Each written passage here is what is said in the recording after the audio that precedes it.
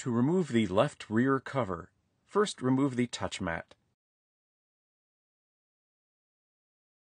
Place the unit face down on a soft flat surface with the top projector of the unit overhanging the edge of the table.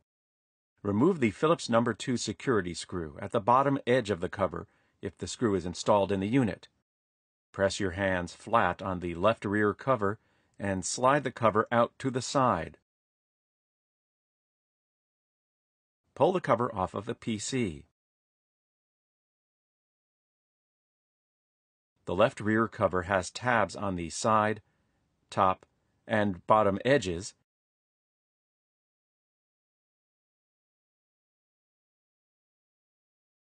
that slide into slots on the PC.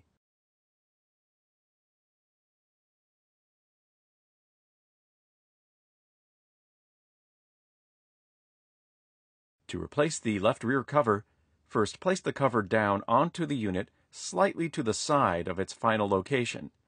Press your hands flat onto the cover and slide the cover inward until all the tabs on the cover are secure in their slots. Replace the Phillips No. 2 security screw at the bottom edge of the cover if the security screw has been installed in the unit.